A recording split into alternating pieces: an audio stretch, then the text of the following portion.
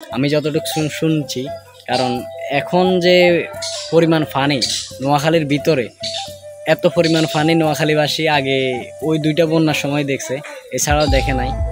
তো অনেক মানুষ এখানে দুঃখে কষ্টে আছে, আবার কিছু মানুষ অনেক খুশিতে আছে।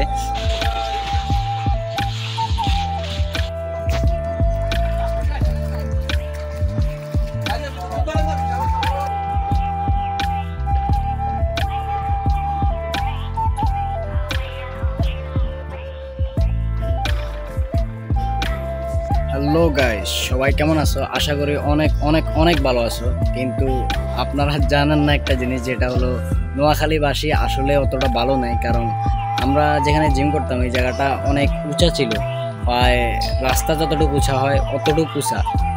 মনে করেন সরকারি রাস্তাগুলো তো এমনিতে অনেক উঁচা হয়, তো ওই রকম উঁচা একটা জায়গার পরিমাণে এই জায়গাটার উচ্চতা ছিল।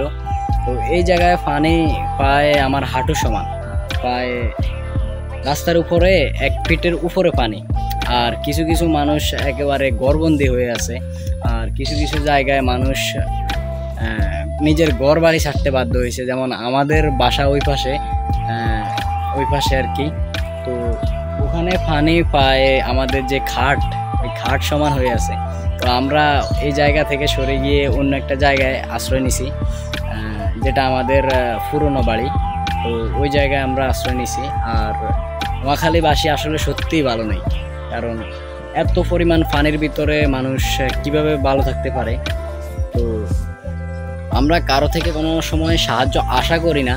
আমি ভিডিওটা বানাইতেছি জাস্ট আপনাদেরকে দেখানোর জন্য যে কতটুকু পানি হলে মানুষ একেবারে ঘরবন্দি হয়ে থাকে বা নিজের ঘর ছাড়তে বাধ্য হয়।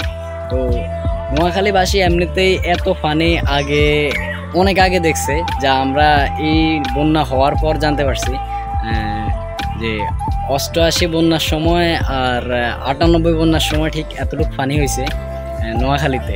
এছাড়া নোয়াখালীবাসী অত বড় বন্যা তেমন একটা দেখে নাই, আমি যতটুকু শুনছি। কারণ এখন যে পরিমাণ পানি নোয়াখালীর ভিতরে, এত পরিমাণ পানি নোয়াখালীবাসী আগে ওই দুইটা বন্যার সময় দেখছে, এছাড়াও দেখে নাই। তো অনেক মানুষ এখানে দুঃখে কষ্টে আছে, আবার কিছু মানুষ অনেক খুশিতে আছে। সমস্ত জায়গা একেবারে পানিতে ভর্তি হয়ে আছে। তো এটা এমন একটা জায়গা যেখানে এত পরিমাণ পানি আমার জন্মের পর থেকে তো আর দেখি নাই। তো কিছু মানুষ আসলে এখানে দুঃখ কষ্টে আছে, আবার কিছু মানুষ একটু খুশিতে আছে। কারণ সবার বেরি বা যা বলেন পুকুর সব কিন্তু খুলে গিয়েছে, সকল কিছুর বাঁধ ভেঙে গিয়েছে, সকল মাছ এখন যেখানে সেখানে পাওয়া যাচ্ছে।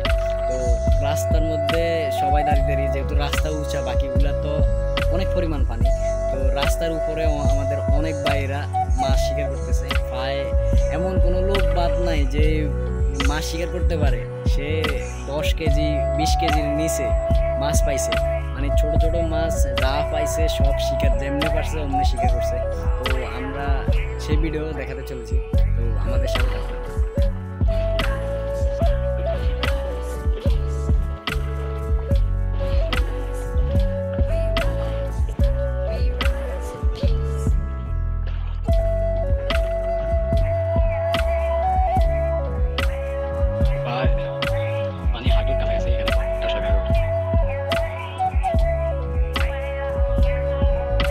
মানুষ সব আগে রাত কেমন জানিয়েছে প্রচুর মাছ উঠে আবার অনেকক্ষণ দেওয়া অবস্থা ফাইন।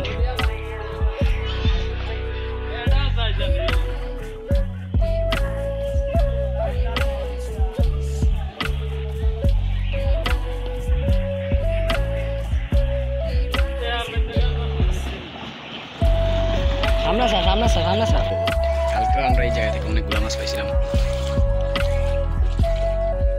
যে সবার হাতে হাতে শিকার করার মতো অস্ত্র, যেটাকে আমরা গ্রামের ভাষায় মানে নোয়াখালীর ভাষায় টেন্ডা বলে থাকি, ওইটা আর কি।